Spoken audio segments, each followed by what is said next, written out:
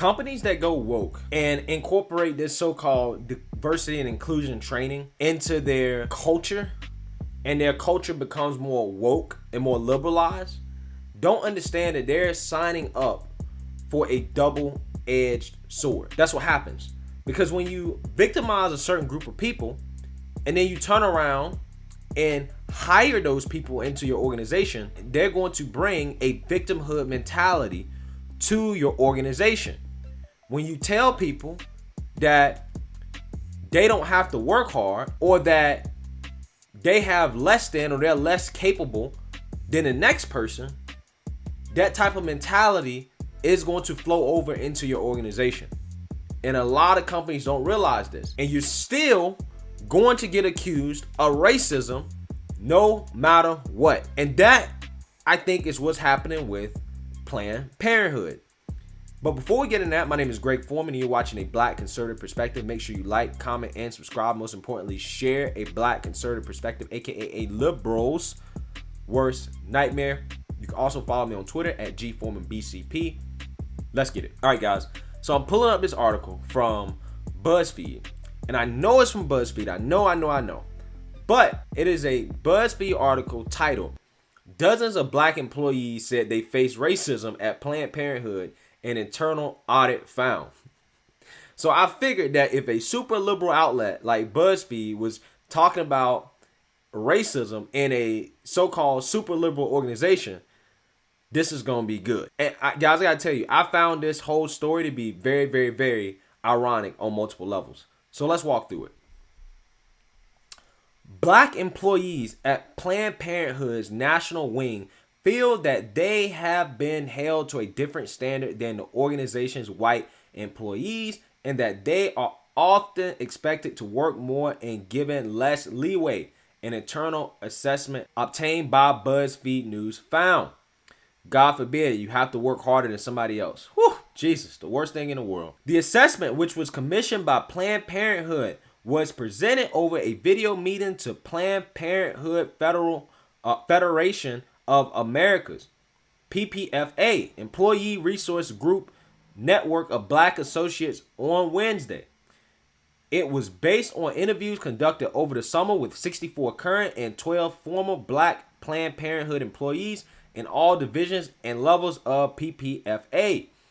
A contracted group called Anti-Oppression Resource and Training Alliance, AORTA, conducted and presented the assessment, which overall found that the organization's Black employees feel that Planned Parenthood's treatment of them internally does not line up with its social justice driven mission. So guys, imagine a group called Anti-Oppression Resource and Training Alliance. I only can imagine what type of findings they're going to find in an organization. I only can imagine what the incentives are for them to find in order for them to keep getting this money. Does it make sense? I'm pretty sure it makes sense to smart people like me and you.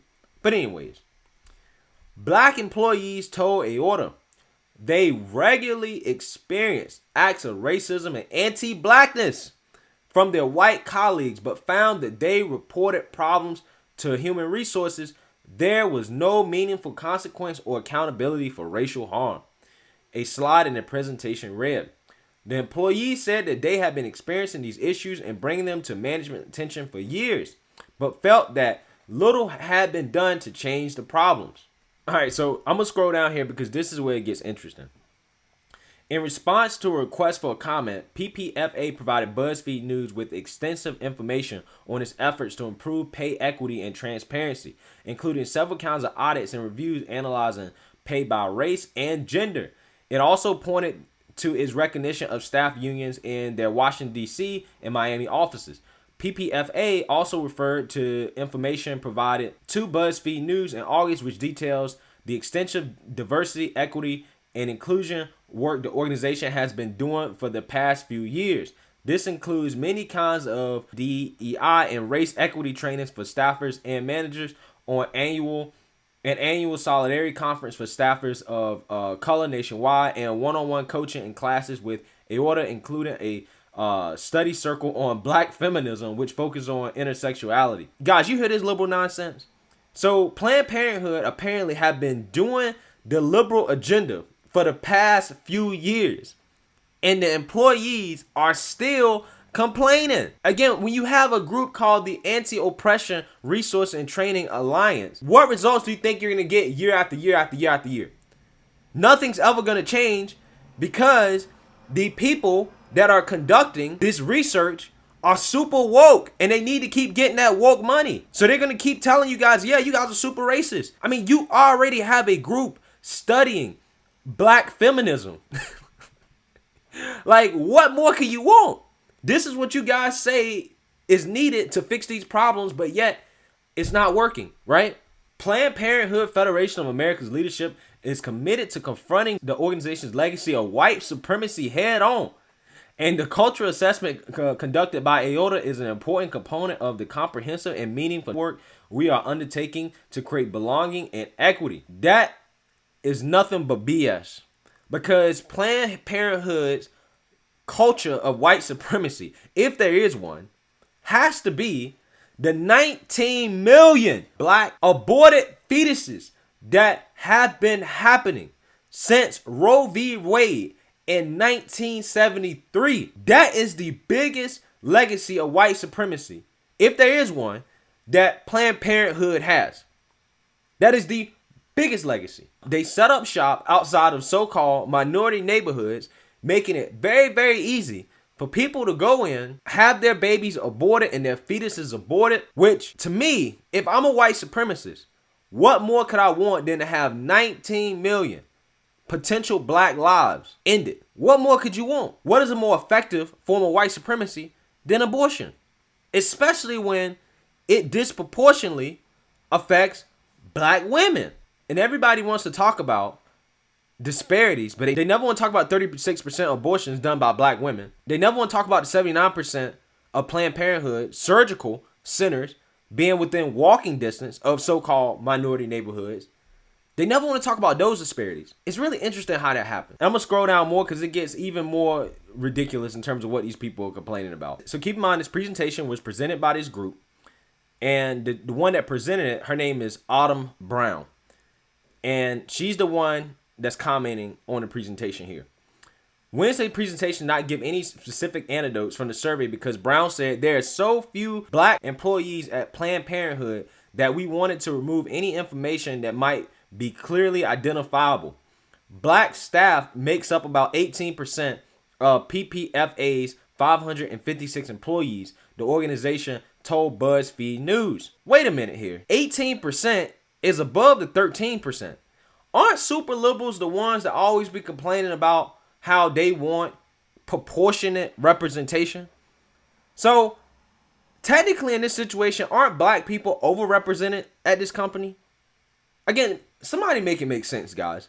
You're saying that so few black people and that you're treated so bad, but yet you're overrepresented at the company, and the CEO, the leader of the company, is a black woman. Make it make sense, guys.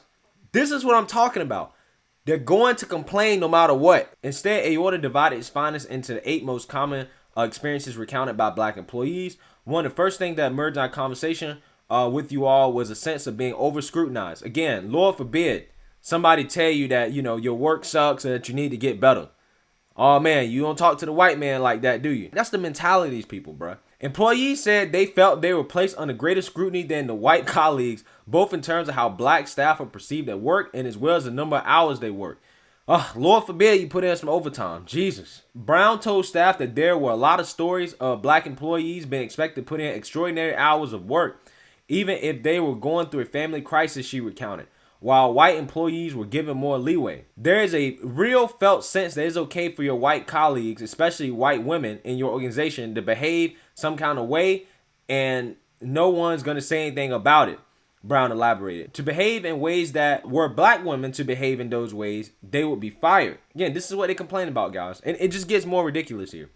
2 Planned Parenthood employees who asked to remain anonymous out of fear of retribution for the organization told BuzzFeed News that the over-scrutiny detailed by Brown was very familiar to them, as well as another phenomenon AOTA discovered was common, the childification of black and brown employees. Childification, Brown explained, means the persistent treatment of black people as children or adolescents who are unable to accomplish work independently and viewed uniformly such that they can't be differentiated from one another. You remember what Joe Biden said about how black people are monoliths? This is the mentality that the super liberal has in regards to what they think about black people, and you're seeing it show up in the workplace.